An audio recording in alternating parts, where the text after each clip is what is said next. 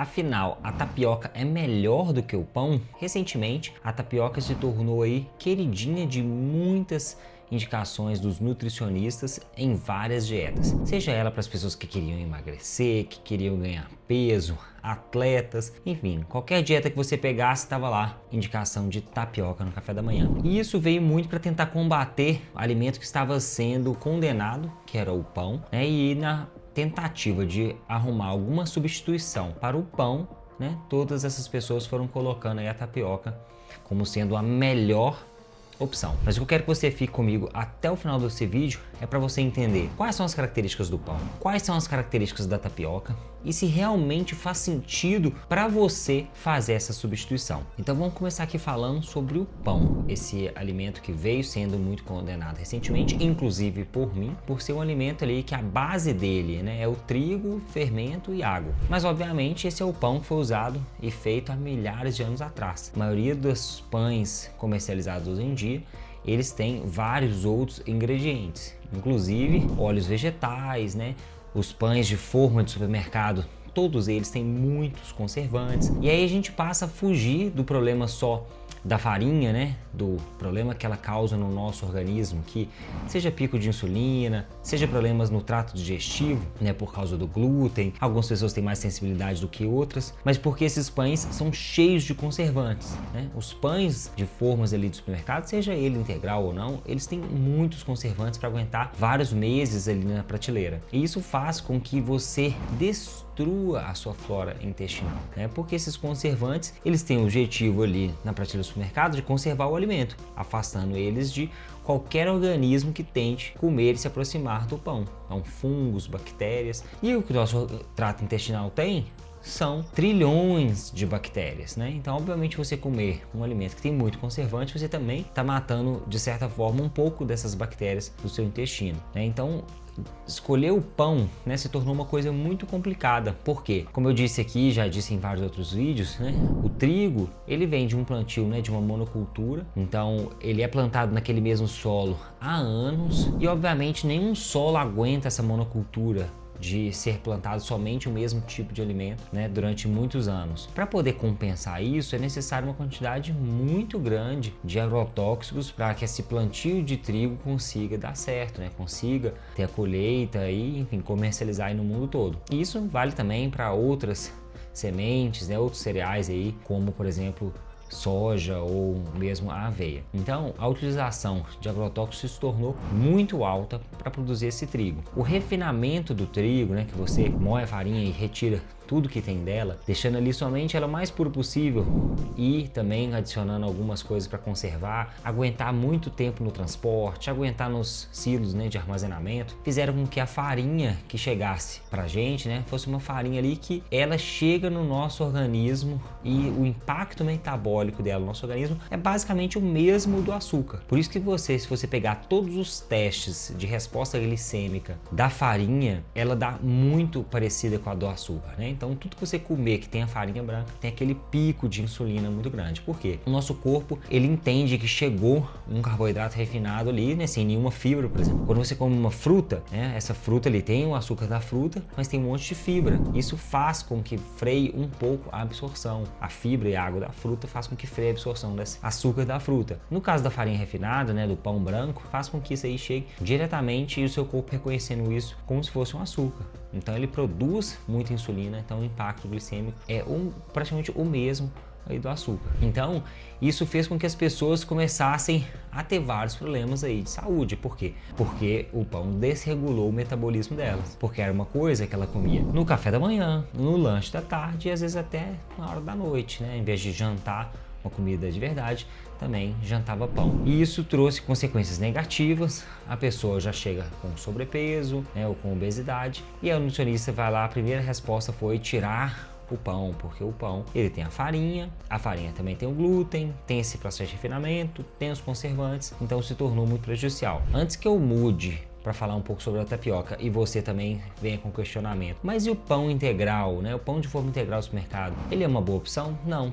Ele tem praticamente o mesmo impacto, né? Os pães de forma integral dos supermercados, quase todos eles também têm a farinha normal, né, como o primeiro ingrediente. Alguns deles têm a farinha de trigo somente uma quantidade ali para poder constar na receita, mas também são cheios de problemas, né? Tem gordura vegetal adicionada, alguns têm gordura hidrogenada para deixar ele mais fofinho, tem muitos conservantes, como eu disse, né, atrapalha todo o seu trato intestinal. Então eles não são pães integrais de verdade. Ah, mas se você falar assim, eu faço na minha casa, eu compro uma farinha integral, eu produzo aqui em casa, né, igual antigamente nas fazendas as pessoas faziam. Eu acredito que isso aí não seja nem 1%, né, da população e nem 1% das pessoas que perguntam sobre isso, né? A maioria das pessoas que estão perguntando sobre o pão integral, elas compram no supermercado o pão de forma integral. E eu posso afirmar que esse é de qualidade ruim. Se você tem um pão de fermentação lenta, se você faz esse pão na sua casa com uma farinha especial, não entra muito nesse caso, né? Mas a maioria das pessoas aí estão comprando os industrializados do supermercado. E aí o pão de forma integral entra na mesma categoria do pão branco que eu falei e causa as mesmas consequências negativas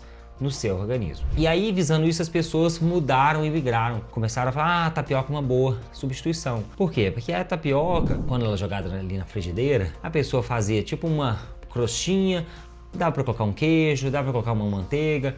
Então ela achou alguma coisa que imitava o pão, né, como uma substituição. E aí é que eu preciso explicar também, né, o que é a tapioca, como ela surgiu, de onde ela vem, né, e quais as consequências dela também no nosso metabolismo. Né? A tapioca é uma herança indígena nossa, né? Que os índios utilizavam ali a mandioca, ralavam ela. Então eles utilizavam ali a fécula da mandioca, o que ralou, eles pegavam aquilo ali e utilizavam a tapioca. Aquele suco que ia caindo, eles usavam para outras coisas, né? Desde produzir bebidas alcoólicas até outras utilizações lá na tribo. Mas a tapioca, então ela é, vamos chamar assim de uma forma bem resumida, uma mandioca que ralou, refinou, passou na peneira, tirou-se também as fibras da mandioca. Então você comer tapioca e você comer mandioca são coisas diferentes. Por quê? Porque a mandioca ela é o estado puro, o estado inteiro ali. Ali ainda tem as fibras e ainda tem também água. Quando você come uma mandioca cozida, por exemplo, né? É completamente diferente dessa outra aqui,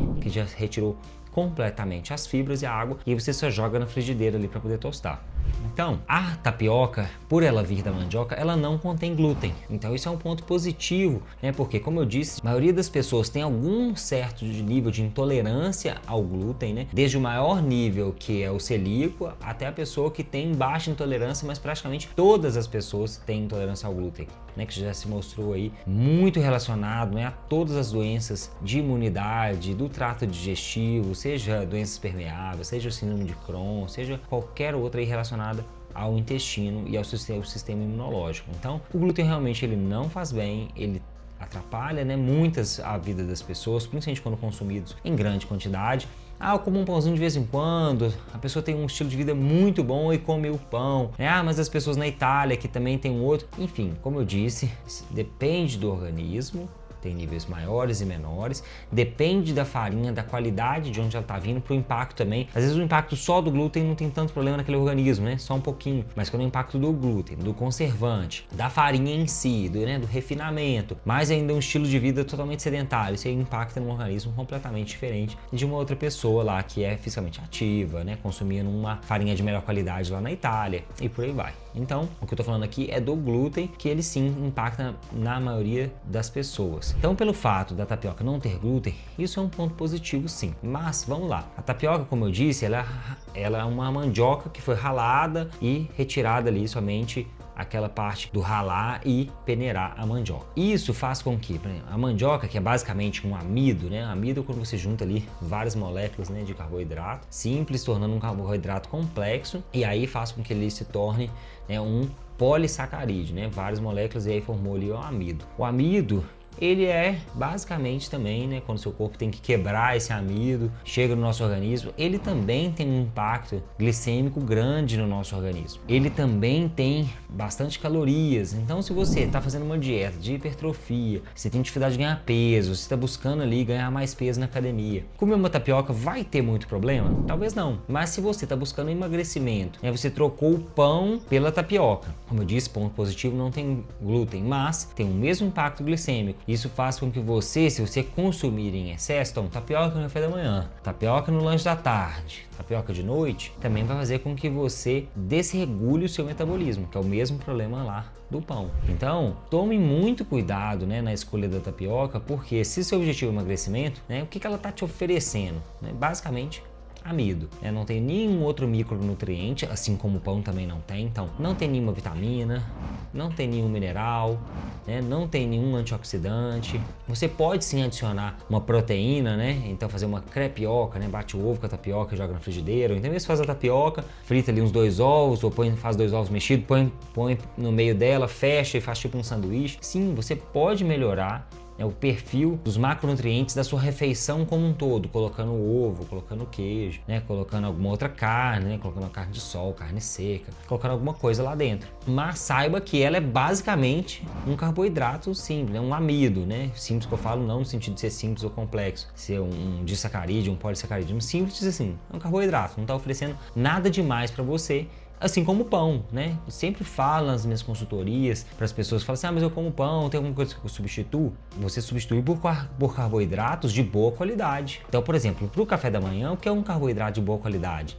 Você pode comer vegetais? Pode, são de ótima qualidade, mas faz sentido você comer isso de manhã? Talvez não, um pouco mais complexo, né? Então, você substitui por frutas no café da manhã. Ah, mas se você comer frutas, você também precisa comer tapioca? não, você já tá comendo ali um carboidrato, que aí sim tem antioxidantes, tem muitas vitaminas, tem minerais, tem fibras, que vão te ajudar muito no seu trato digestivo, né? Vão aumentar a sua flora intestinal e das bactérias boas. No almoço, ou no lanche, ou no jantar, você pode comer os vegetais, que são bons carboidratos, tem fibras, tem antioxidantes, né? Tem um monte de coisa boa ali de vitaminas e minerais para você. Em comparação do pão e da tapioca, eles não oferecem esses micronutrientes. Os micronutrientes são importantíssimos para o funcionamento do nosso corpo, né? Você comer ali cálcio, você comer magnésio, você comer ferro, você comer iodo, né? Você comer manganês, selênio, enfim, todos os minerais e todas as outras vitaminas, vitamina A, complexo B, vitamina K, vitamina C, né? São essas coisas que fazem o organismo